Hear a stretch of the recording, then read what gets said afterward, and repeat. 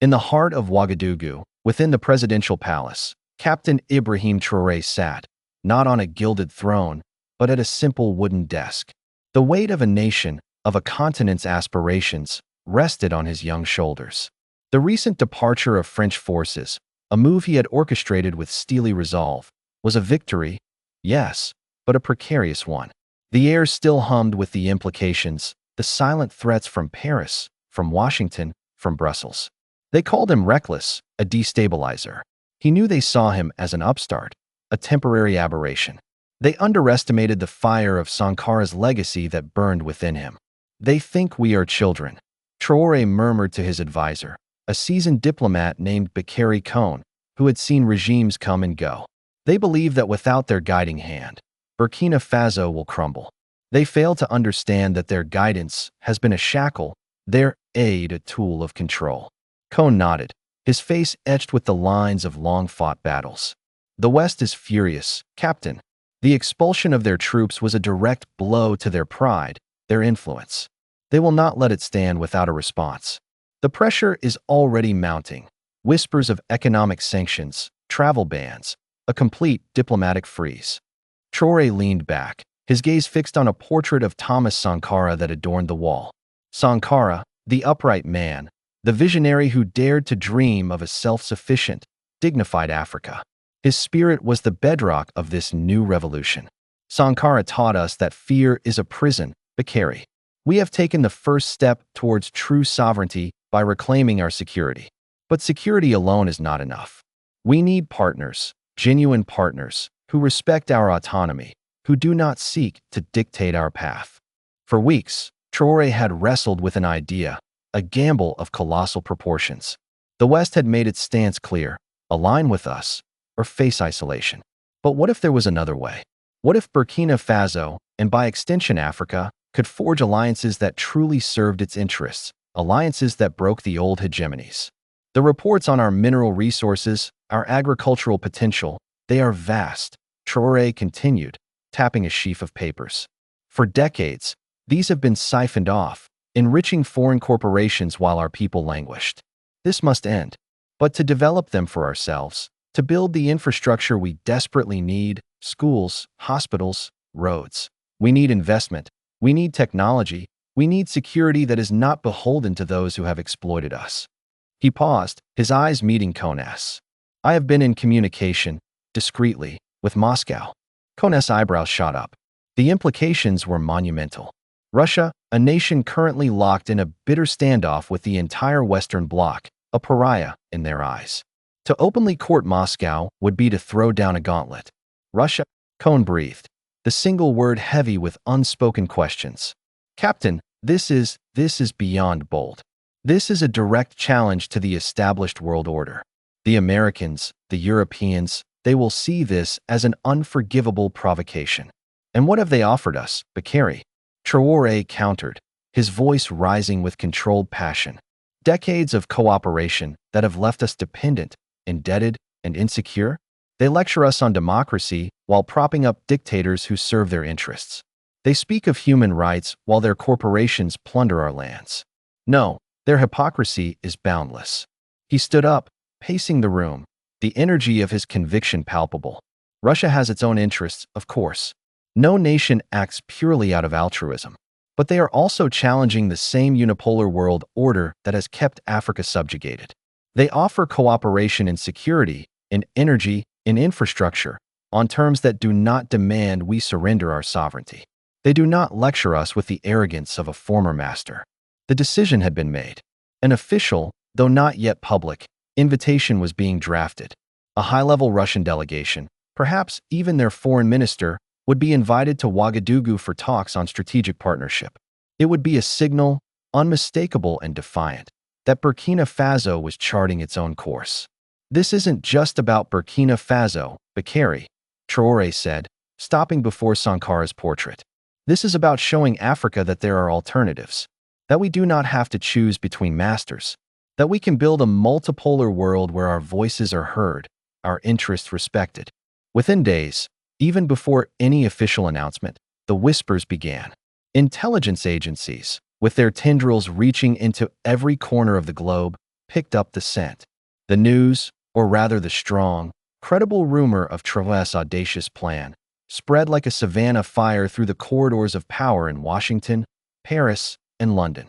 The reaction was instantaneous and apoplectic. "Unacceptable," declared a French Foreign Ministry spokesperson. "A grave miscalculation," thundered a U.S. State Department official, off the record. The narrative was quickly spun. Traoré, the young, inexperienced leader, was leading his nation into the arms of an aggressor, isolating Burkina Faso, and risking the stability of the entire Sahel region. Ambassadors were summoned.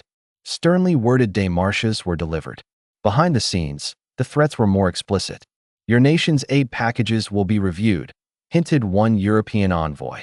"Your access to international financial institutions could be complicated," suggested another. The media, largely Western-controlled, began painting Traoré as a reckless puppet, a desperate man clinging to power by aligning with global outcasts. But Ibrahim Traoré was unmoved. He had anticipated this storm. In a televised address to the Burkinabe people, his voice calm but firm, he spoke not of Russia directly, but of the principles at stake. "My fellow Burkinabes," he began, his youthful face belying the iron wool behind his eyes. "For too long, our beloved Africa has been told who its friends can be, who its enemies must be.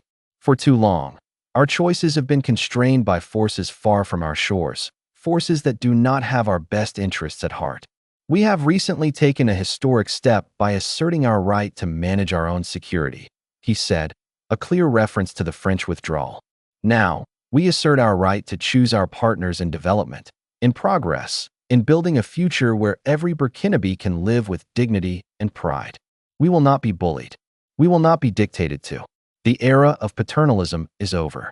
Burkina Faso is sovereign, and we will act accordingly." The streets of Ouagadougou erupted, not with fear, but with a surge of national pride. The people, weary of foreign interference, saw in Traoré a leader who embodied their yearning for true independence. Chants of Traoré, Sankara, Africa, echoed through the capital. The defiance was infectious. The pressure, however, intensified. There were reports of covert operations being greenlit, plans to sow dissent, to fund opposition groups, to create an environment of chaos that would make any Russian engagement untenable.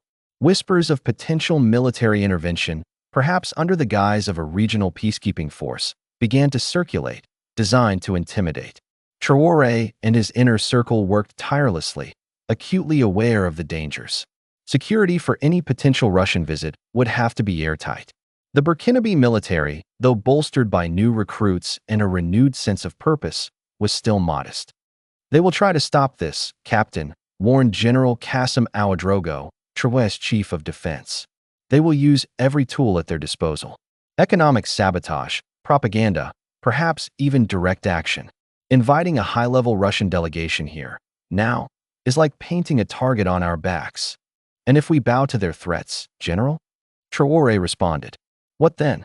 We condemn ourselves to perpetual servitude. We betray the sacrifices of those who came before us. No, we prepare. We fortify. We show the world that Africa is not their playground." The discussions about the Russian invitation became more concrete. It wasn't just a vague idea anymore. Dates were being tentatively proposed. The agenda would focus on security cooperation, training, equipment to fight the ongoing insurgency, but also on economic projects, mining concessions that prioritized Burkinabe benefit, energy infrastructure, agricultural development. The tension in Ouagadougou was palpable. Hope mingled with anxiety. Could they pull it off?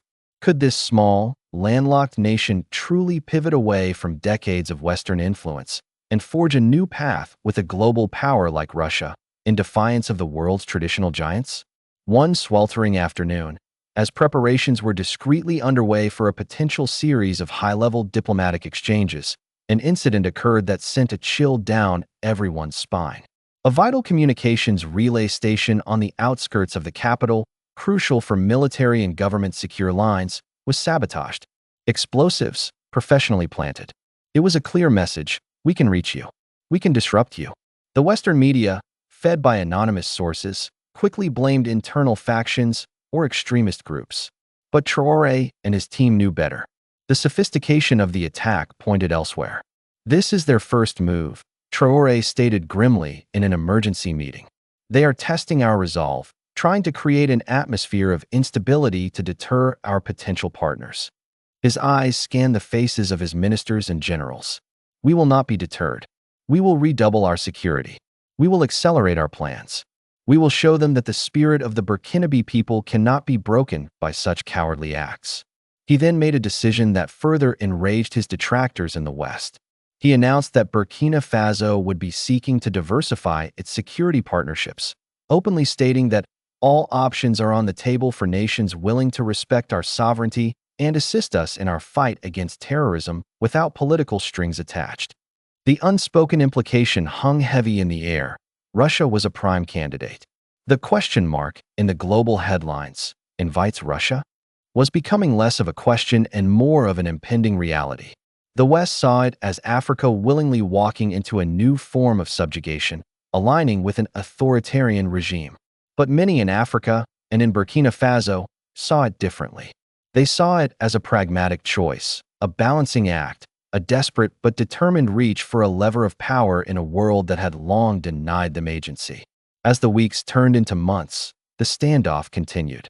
Traore, the young captain, stood firm, a symbol of a new generation of African leaders unwilling to accept the old rules of the game. He spoke of building a coalition of the willing among African nations, a united front to resist neo-colonial pressures and forge their own destinies. The cultural events, the youth rallies, the public works projects initiated under Sankara's influence and revived by Traore continued, infused with a new energy. The people were mobilized, feeling a sense of participation in their nation's destiny that had been absent for too long. Then came another escalation. A convoy carrying essential supplies to a northern town, escorted by Burkinabe soldiers, was ambushed. The attack was brutal, well-coordinated, and employed tactics that bore the hallmarks of foreign-trained mercenaries rather than local insurgents. Casualties were high. The aim was clear, to demonstrate that Traore's government could not guarantee security, to make Burkina Faso appear ungovernable, a failed state, thereby undermining its credibility as a potential partner for any major power, including Russia. In the aftermath, Traore, visibly shaken but resolute, visited the wounded soldiers. He addressed the nation again, his voice raw with emotion but unyielding in its defiance. "They wish to break us," he declared, his fist clenched. "They spill the blood of our sons to frighten us, to force us back into the shadows of their dominance. They believe that by inflicting pain, they can extinguish the flame of our revolution. They are wrong. This pain, this sacrifice, will only fuel our determination. We will honor our martyrs by building the Burkina Faso they dreamed of, a nation free, strong, and sovereign. And we will find partners who respect that dream, who will stand with us, not over us." The rhetoric from Western capitals reached a fever pitch. Talk of humanitarian intervention began to surface more overtly, thinly veiled threats of regime change. But Traore knew he had struck a chord, not just in Burkina Faso, but across Africa. Other leaders, privately, expressed admiration, if not open support. The new power play was resonating. The question of a formal Russian visit, perhaps even a security pact, remained the explosive centerpiece of this geopolitical drama. Would it happen? Could it happen? The world watched, holding its breath. One thing was certain. Ibrahim Traoré had irrevocably altered the conversation. He had shown that even a small nation, armed with courage and a clear vision, could challenge the giants. The final days leading up to what many speculated would be a landmark announcement regarding Russo-Burkinabe cooperation were thick, with an almost unbearable tension. Would the West make a decisive move to prevent it? Would Russia commit? And if so, what would be the global fallout? In his office, late one night, Traoré looked again at Sankara's portrait. The fight was far from over. It was, perhaps, just beginning. But for the first time in a long time, Africa felt like it was on the offensive, making its own plays on the world stage, no longer just reacting to the moves of others. And Ibrahim Traoré, the young captain from Burkina Faso, was leading the charge, daring to defy, daring to dream, daring to forge Africa's new power play. The next move was his, and the world waited to see if the invitation to Russia would indeed become a reality, changing the future of Africa forever.